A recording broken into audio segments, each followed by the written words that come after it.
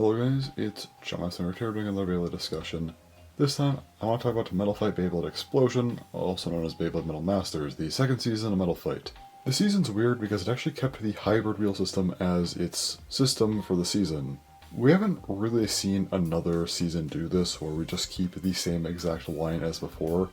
You had Beyblade Burst B, you keep the DB system, but the DB system was only around half the size of a normal line, and the anime and manga had already ended. It was just kind of extra releases.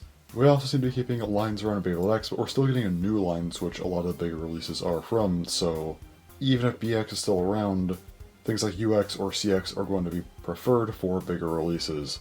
In Explosion, it was really just the hybrid wheel system, and that's it, the same exact thing that we already had.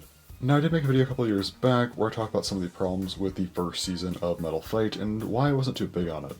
I do think the season makes the hybrid wheel system a lot better and improves upon a lot of those things, so I think it was at least worthwhile, just a weird decision overall. While the system itself was still the same, there were some general improvements, like faces now being tattooed on, although my past self thought it was a good idea to put these stickers on for some reason, but anyway. Clear wheels can now also have some details. Metal wheels definitely felt more dynamic, same with tracks and bottoms. So I want to just go through all of the bays that were released in this line and just talk about them a bit. So let's go to the beginning with our first actual release. So we start with Galaxy Pegasus, and yeah, all of these bays, by the way, they're all gonna be kind of messed up. I've had these for over a decade, had them when I was a kid, so I expect a lot of wear on these, but anyway. Galaxy Pegasus being kind of the starting bay of the season was very, very striking. Had a nice face design, and again, if I didn't put the sticker on, well, there would be an actual tattooed face, which would definitely look a lot better, but whatever. But you also see some detailing here on the clear wheel, which is really nice. Also, the metal wheel is painted. Can't see a whole lot of that paint left, but it was still really cool to see. It also just seemed like the Galaxy metal wheel was a little bit more dynamic. It had more going on than Storm, just more detailing overall. Kind of more segments on the blades, which is really nice. We had the track, Wing 105, which wasn't too crazy, but it was laced into a track, and then right rubber flat. Up until this point, we actually only had two bottoms that had different materials, rubber flat and metal sharp, so getting something like this already was really cool. The Galaxy Pegasus has to be one of the craziest starts to a new line in my opinion, just because of how striking it is compared to what we just had before.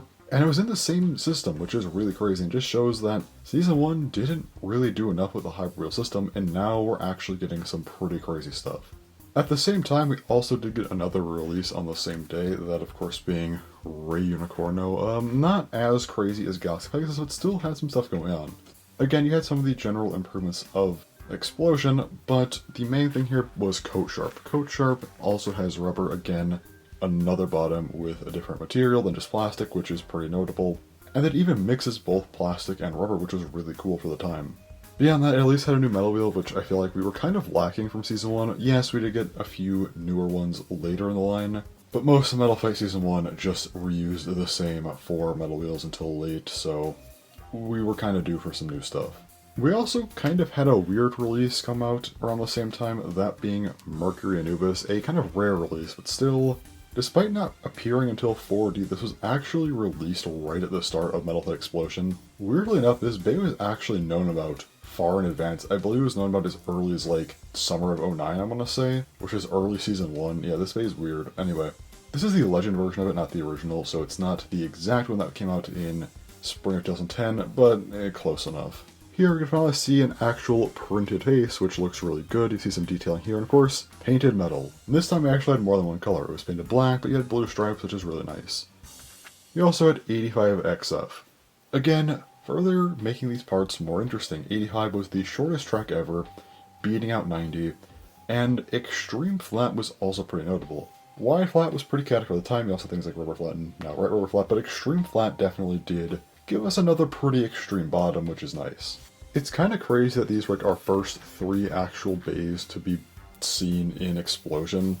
Like, they all did quite a bit in things that we just had never seen before, so again, they did a really good job at advancing the line so far. Not too long after, we would get another bay, that being Thermal Lacerda, and Thermal Lacerda doesn't really do a whole lot new, honestly. I mean, it reused thermal, as a few bays did reuse metal wheels, and I think that's especially unfortunate when it's a metal wheel from Season 1, but at least thermal is only used once, I guess.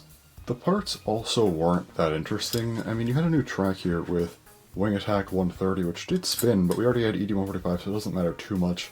Also, Whole Flat is reused, so nothing too stand out so far. But I think the color scheme is actually pretty interesting here. You have a bright blue for the track and bottom, which is nice, and also just Lacerda itself has this really just neon color scheme with this really bright kind of reddish pink. Also the light blue text, which is pretty noteworthy here, as it does make up a pretty decent portion of the clear reel. So even though it's not the craziest bay, again, it definitely has a striking design and looks different than what you'd see in the first season, which is good. And then after this, we got Rock Giraffe, another bay that does reuse a metal wheel. Unfortunately, it is Rock this time, which had already been used like 4 times. However, again, Giraffe is pretty vibrant, which is nice. Has a lot of orange here to really make the clear reel stand out more. And the parts were decent. You reused wide ball, you had a new track with rubber 145. A track with rubber is pretty interesting, so that was at least something to look at. Again, not really the most interesting bay here, but it does some stuff that at least makes it stand out. But after this is where we start getting some really crazy bays, which is always fun to talk about. The first of those, of course, being Gravity Perseus. Yeah, this is one of the most noteworthy bays of the whole line. The clear reel and metal wheel are kind of paired because this bay is special, as it is LR, the first LR bay of Metal Fight. You could also orient the clear reel in different ways to have kind of a defense mode and a counter mode, which is pretty cool. You also have black paint, which is mostly gone, but it was there at one time. You do reuse WD, but you have a new track as well, which isn't too crazy, but it's at least new, I guess. But anyway, of course, being the first LR bay, yeah, this bay is really, really notable for that, and very cool. Having a kind of clear reel mode change is also nice. Not the first to do it, because we did have Lightning Drago do it before, but still a nice addition. And again, being LR was huge. Next was a random booster with kind of paired bays. Of course, I'm talking about Grand Ketos. You have the dark version and the light version, which these were interesting. They definitely look nice, have pretty noteworthy details on the clear reel. The whole idea behind Grand is that it was a very light defense metal wheel, which is interesting. Of course, kind of being carried by Rubber Sharp in that sense, but at least had an idea behind it, which is definitely more than we would see in Season 1. We're flipping them over. They have different tracks, but they're both reused, but they both use the same bottom, RS or Rubber Sharp, which again was really good for defense, as it could just kind of help bays to plant themselves. Which also means we have yet another bay, or I guess bays if you want to count them as separate bays, but it gives us another bay with a different material on its bottom, which is really, really nice as well. Next up, we got Bakushin Susanoo. This is the Eclipse version, not the original version, which I don't actually have yet, surprisingly. I should probably get that, but anyway. Susanoo has a lot of detailing here on the clear reel, which is really cool. I think it looks even better on the original. The original has a blue clear reel with orange printing, which looks great. I think the black and silver is nice too, but that one just really stands out. Also had a white metal wheel, this one's black, which still does look pretty nice. It's not as scratched up as Gravity, which is cool, but it does just have 90 WF, which we did see on Quetzalcoatl back in the pre-Hyper Reel days, but yeah. Still a nice bay nonetheless. Next is potentially my favorite bay of the line. It's 100% my favorite visually, no doubt, but I'm of course talking about Soul Blaze, which I kind of used to start the video off with because it just looks so great. Really nice printing on the face. The clear reel is a nice bright orange, has some red printed flames on it. They're not huge or anything, but it is still in nice detail. Soul is a really nicely modeled metal wheel. I always liked how this thing looked, and it has a really, really nice paint color, kind of being this reddish orange, which we haven't really seen much of, honestly. Like in any gen, I really hope they do more of this kind of paint. We kind of got one recently with the Phoenix Feather recolor, but we definitely need more stuff like that. The parts for this bay are also pretty interesting. We have variable 145, which you can kind of swap on how it works. These kind of pieces here can be paired with the larger pieces, which is cool. And the bottom's really unique. It's a round sharp. You have kind of the sharp tip here, but you have this really cool plate around it. In Burst, we saw Revolve have this kind of idea, and that was a pretty notable bay. It's very interesting how Metal Fight just kind of left this as a special edition bay, and they never released any of the parts outside of special releases, but yeah.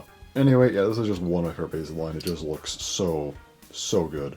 And now we have another crazy bay with Medio El Drago. Medio El Drago is another one that just immediately stands out. The clear reel is unlike anything we've ever seen before. Lightning El Dragos stood out, but this one's crazier.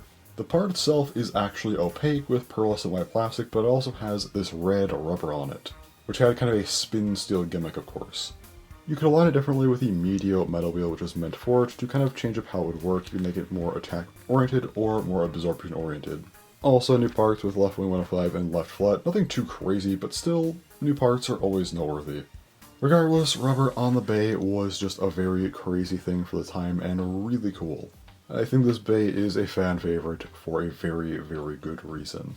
Now, the next few bays aren't as crazy, but there's still some cool parts about them, the first of which being Ray Gill. This does reuse a metal wheel, but the Gill clear wheel has a lot of printed detail, which at least makes that stand out pretty well. And we at least get a new bottom here with rubber semi-flat, and again, another new rubber bottom, which is very, very cool to see. This bay doesn't do a whole lot of new stuff, but the new stuff it does bring to the table is actually pretty nice, I'd say. Now we have Tornado Herculeo. This one is another weird one. I like the color scheme on this thing a lot. The parts are pretty uninteresting, just 105F, which we've had literally since day one of MFB. But the clear wheel is really nice, has some extra printing on it, and of course the Tornado metal wheel looks very, very cool, has some nice detailing. I like the 5 blades on this one, so at least has something going for it. Not the most interesting, but still something. Next is a special bay with Vulcan Horusius. Again, fairly uninteresting parts with 145D, another kind of day one type combo. But the clear wheel is very cool as it is opaque, plus it has some extra detailing. Vulcan is painted black and it looks pretty interesting.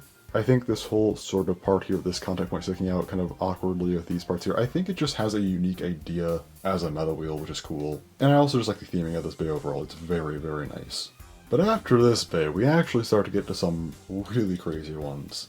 I'm of course referring to the Maximum series, which started off by Flame Bixis, one of the most striking bays ever for the time it was released. It does reuse Flame, which is an old part, but it doesn't really matter. Bixis was a very interesting looking motif, as it had a compass design for its face and a lot of compass detailing on the clear wheel, which honestly looks really cool. It does reuse WD, but the track is the star of the show here, that being 230. Keep in mind the tallest track until this point was 145. The gap between 145 and the shortest track 85 is less than the gap of 145 and 230. This thing was insane for the time. Obviously 230 was reused more in 4D, and 0G just went crazy with tracks. But at the time, this was absolutely insane, and just seemed impossibly tall. Next up, we have another game release. This was not part of the Maximum series, but it is of course Nightmare Rex. Honestly, this bay is pretty boring. It doesn't really have any kind of printed detailing on the clear wheel. It has a cool face design at least. The metal wheel is nice enough, and it just has reused parts, but it was at least another bay. It looks cool enough, I guess, but nothing too crazy about this one. Next up, we continue with the Maximum series with Hell Curbix. Aside from just looking great, having a cool motif and color scheme, the metal wheel on this thing was painted, but also was very wide. It was much wider than a normal bay, as you can kind of see there. It also had all new parts with DS and BD145. DS was cool, BD145 was flippable. You had a normal mode, which just kind of existed, but boost mode was crazy. The gaps in Hell would be filled in by it, giving this thing a very circular shape, which is just such a cool idea, and it further made this bay stand out. The next Maximum series bay is of course Killer Befoul. Killer is reused, but I think it actually works pretty well here thematically. The motif of this bay is really, really nice. I like the face design with the clear wheel, I like the printing on the clear wheel, and it also has new parts. The track, UW145, looked really good and paired nicely with the overall design of the bay. And then EWD, Eternal Wide Defense. It was very weird to see an Eternal gimmick on Wide Defense, but why not? This bay was known for having some pretty good life after death, which is really cool. If nothing else, the design of this bay is very, very memorable. Our next bay is another non-Maximum series bay, but it was really nice. It was initially a lottery bay, but it was eventually released as a Core exclusive, and that is of course Divine Chimera. Divine Chimera is one of the nicest looking bays in all of Metal Fight. Definitely up there with Soul Blaze. Has a really nice face design like the clear wheel with the printing. Divine's painted gold and has these painted blue stripes, and it even has all new parts just like Soul Blaze. FB is a cool bottom, but TR145 is a pretty crazy track. It doesn't do a whole lot battle-wise, but just the idea of it, triple roller 145, it has wheels. And they actually do move, which is pretty crazy. It's honestly wild that this and Soul Blaze were just kind of released as these special extra bays that you had to get through weird means. Fortunately, everything about this bay except the actual Chimera part was eventually re-released, but it was still a weird bay to have. Nonetheless, I do like it a lot. And our final two bays are both Maximum Series bays, the next one of course being Screw Capricorn. This bay has its own unique face design, but the clear wheel is actually just a recolor of Capricorn from Storm Capricorn. Very weird decision there. The screw wheel was the main identity of this bay though, of course having this sort of upper attack gimmick with how kind of warped this metal wheel was, which is really cool. It does reuse 90, but has its own unique bottom, being MF, metal flat. It was really cool to see another metal bottom. We had some random releases throughout Explosion that gave us new parts. I opted to not count them because I feel like this video would end up being way longer than it already is.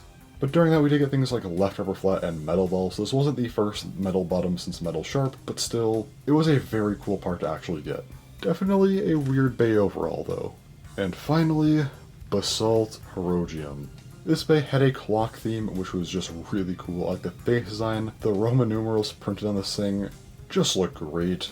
Of course, the whole maximum part about this bay is the basalt metal wheel. This thing was very heavy. It's really crazy as a defense metal wheel, and very much known for its weight.